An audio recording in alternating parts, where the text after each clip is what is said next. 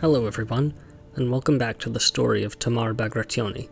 The ultimate goal of this playthrough is to get the Tamar Mepe achievement, that is, as Princess Tamar, rule all of Georgia and fully conquer Armenia and Elam.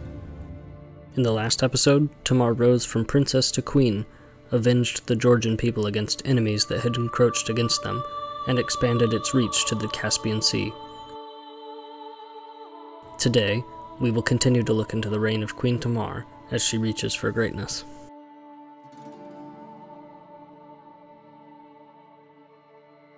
For the first time since her coronation as Queen of Georgia, Tamar's realm was at peace. Honoring her commitments to her Alan cousins to the north, Queen Tamar betrothed the delightful Princess Burudukan to the Duke Sazlan's only son and heir, Sirdon. The Prince's Council seems to have deemed it a good match. The children were similarly aged, and none could deny the strength offered by an alliance with these men of the mountains. In celebration of the victories at the frontiers, and to formally announce the betrothal, a grand feast was held in Tbilisi. Though invited, the Duke Sazlan sent only word that he would be regrettably unable to attend the festivities, occupied as he was enforcing his borders with the Cumans of the steppe. Queen Tamar returned good tidings, to be delivered alongside the full support of her armies. The feast was a decadent event by all accounts. Some servants would later recall it as the most wine they'd ever seen in their lives, with even spoiled casks replenished, as if by magic. They say when wine flows free, old wounds are filled. So seems to be the case for the Queen Tamar and Prince Sargis, known as the Insubordinate, following his sheathed rebellion within the castle of Tbilisi in the years prior. Many attribute the facilitation of this understanding to Princess Rusudan, who had grown weary of the tension between her sister and her husband. But whatever the case, the two at least found common ground enough to continue working together for the good of the realm. As the guests left Tbilisi's halls, the Georgian army arrived in the steppe.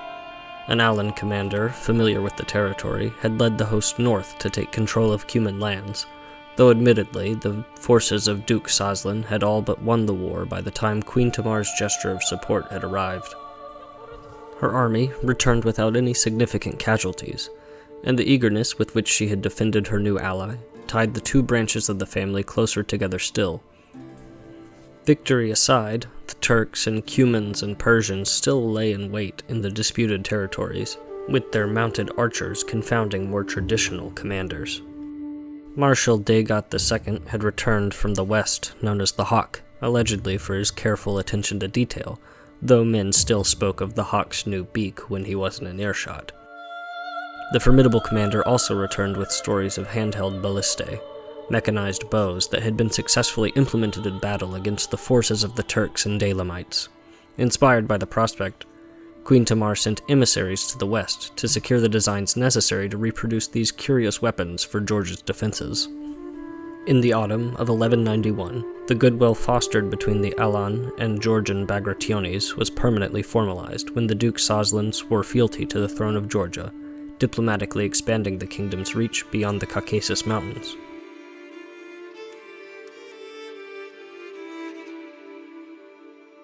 Reports of instability to the south arrived to the council by the next year. The Armenians had risen up against the Turkish Atabeg Sokman II, and his foreign religion, as the Turkish warlords fought amongst themselves. Sensing an opportunity to secure further control of the long-disputed Armenian lands, Queen Tamar and her council issued a declaration of war against the Atabeg, alongside the writ of Armenian Liberation. The proclamation expanded Queen Tamar's styling, from Queen of all Georgians to Queen of the Georgians and the Armenians, asserting a need for unified strength against the Turks as Christian brethren, and citing the realm's precedent for allowing Armenian autonomy and custom. The writ offered casus belli enough to secure any Christian lands controlled by the Turks to the south. As the Georgian army arrived at the front in the spring of 1192, urgent news arrived from the east, where Elamite armies had been sighted on the march towards the recently secured Shirvan. The declaration of war arrived soon after, laying claim to Shirvan itself. Most contemporaries estimate the Sultan of Elam arrived with a host nearly twice the size of the entire Georgian army. Prince Sargis and Marshal Dagat II marched with the army to assess the situation in the east, and arrived at the same conclusion. The Sultan's numbers were simply too great to overcome, and religious turmoil in the county he claimed made any immediate benefit of spilling untold blood in its defense unclear. What's more, the once replete treasury dwindled as the cost of campaigning siphoned the Georgian economy. Prince Sargus marched his men west to focus attention on the Atabeg Sokman II, while Marshal Dagato II returned to Tbilisi to make his recommendations to the Queen herself. It took only a short debate for Queen Tamar and the council to accept her trusted marshal's advice. Making terms with the Sultan, Queen Tamar ceded control of the coastal county and resolved to defeat her enemies to the south with all haste. The Battle of Patnos proved Georgia's first opportunity to meet the Atabeg's men in open combat. His smaller, more flexible forces had proven difficult to pin down, and Prince Sargus overextended beyond fortified territory to catch the enemy. The Turks proved unexpectedly capable, even within the mountainous terrain, however, and as the tide turned against Georgian forces, Prince Sargus ordered a retreat. It was a small consolation, at least, that the battle had proven more lethal to the Turks than the Georgians. Having regrouped in Tbilisi, Prince Sargus marched south once more. This time, the Georgian host was split into two armies. The strategy worked as the more agile forces caught Atabeg Sokman II before he was able to break his forces away from the siege at Bagrawand. Luck, or God to hear Prince Sargus tell it, was on the Georgian side as their enemy broke, slaughtered or captured to a man. Chief among these prisoners was the Atabeg himself. Eager to end the war quickly and allow the treasury to recover from the effort expended, Queen Tamar enforced her terms, permanently ousting the Atabeg from Armenia. Princess Rasudan, married to a powerful Armenian ruler, and already ruling in her own right over Armenian lands, was granted full rights to half of the conquest, further securing the Armenians under Bagrationi rule.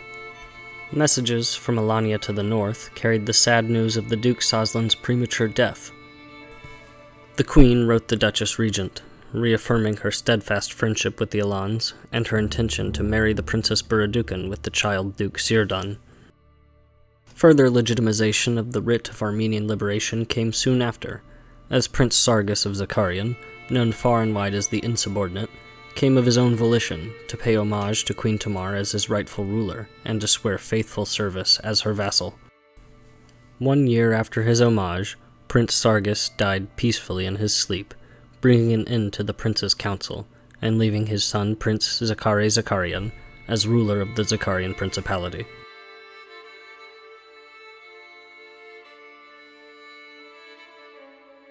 Prince Sargus's death after such long service to the realm left a hole in Queen Tamar's council, and though perhaps Prince Sargus's role may have passed to his son, the young man had never shown much aptitude for stewardship. Arrangements were instead made to bring Count Andronik Gorgolist of Hereti, a talented manager of accounts and taxation, to Tbilisi. Diplomats arrived from the west with the news that the Byzantine Empire had finally repelled the Latin Crusade. As a pious Orthodox ruler herself, the Queen returned her best wishes and praises to God for defending Constantinople from the faithless invaders. But neither she nor her council was blind to the threat posed by a Byzantine resurgence. Marshal Dagato II, having long endured Byzantine occupation of his rightful lands and sensing the threat posed by any renewed interest in expansion, knelt in deference to the throne and requested the crown's support in bolstering his fortifications along the Black Sea. Queen Tamar gladly acquiesced, with the understanding that a royal investment in these defenses would entitle her to call upon more support in times of war. Queen Tamar tasked her patriarch with the conversion of lands held in Shirvan, and though it would be a long process, the Queen believed that the privileges afforded the Armenians could not be extended to followers of Islam. Marshal Dagato II organized efforts to support missionaries sent east, where the turmoil of war and disease had seen a loss of control by the crown. A new opportunity arose when another occupier of Armenia, Atabeg Muhammad, known as Nasir al-Din, for his steadfast defense against the Holy War years prior, found himself prisoner to a neighboring Atabeg, following a failed war during the initial Armenian Liberation Queen Tamar had proclaimed. Her council deliberated for a time, before mustering the levy once more to expand its expressed goal of liberation. A siege began in Terubaran, under the command of Count Arshak of Anand, one of Georgia's Armenian rulers, as Tamar's Alan commander moved east to pursue the Atabeg's forces. Queen Tamar once again sent messages to Constantinople, requesting that the Church assist however possible in her holy mission against the Turks. The Ecumenical Patriarch provided considerable financial support, ensuring the realm would not suffer the same difficulties in maintaining its wartime economy. Scouts in Shirvan reported the movement of Muhammad's host, but as Georgia's army arrived, the Turks fled into Dalamite lands. By the deep of winter, word finally arrived that they had crossed past the Caucasus, and now threatened the lands of Alania. The conflict in the Caucasus would not last long, however. Though the Turks broke through in Kabarda, the besiegers stationed in Terubaran finally took control of the county, after nearly 2 years at the siege. There would be no pitched battle to decide this war, indeed no battle at all between the two armies, as the Atabeg Muhammad reluctantly ceded control to Queen Tamar and recalled his forces. The spoils were granted to Queen Tamar's nephew by Princess Rasudan's first marriage, Count Andronikos, soon to come of age. Queen Tamar's hope was that her sister would guide the young count in his new position, and that the close proximity would secure internal peace for some time. On the matter of Princess Rasudan, however, came a shocking revelation.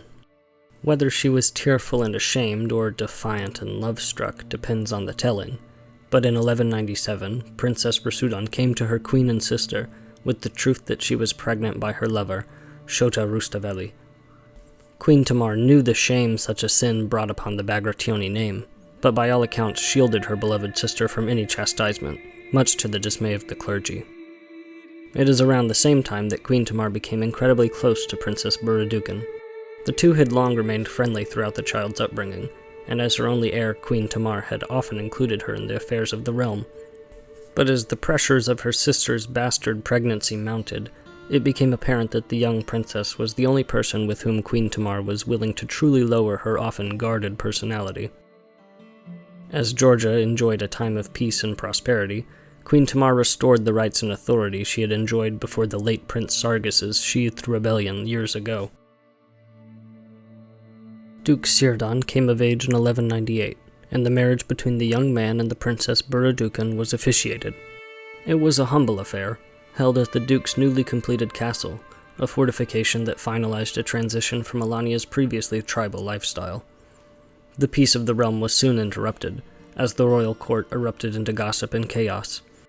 Word from the Ecumenical Patriarch had arrived, with censures and condemnation against the Basilius Adrianos II Komnenos, who against all reason and propriety had converted to the Maturidism of the Turks. At the same time, the Anatolian half of the empire was currently under invasion by a great Egyptian conqueror. Marshal Dagato II, who had long awaited his chance to reclaim the territory he lost under King Georgi III, sought blood at the next meeting of the council, but Princess Rasudan urged for a longer peace. For the time being, Queen Tamar sided with her sister.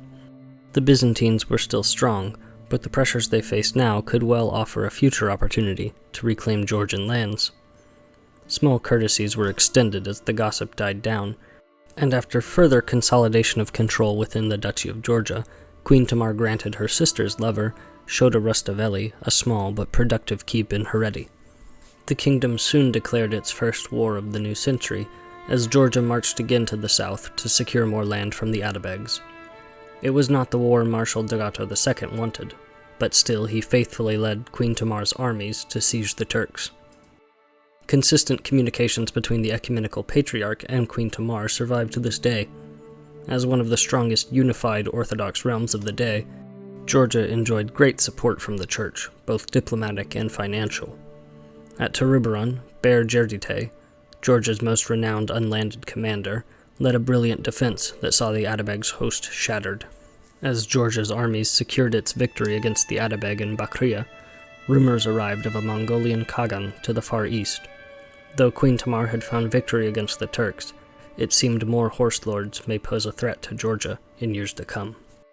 Though specific details are scarce, it seems that out of a desire to secure her daughter's presence at court, Queen Tamar transferred the duties of chancellor to her son-in-law, Duke Sirdan. He was well regarded as a handsome and charismatic man, and took to the role well, despite his youth.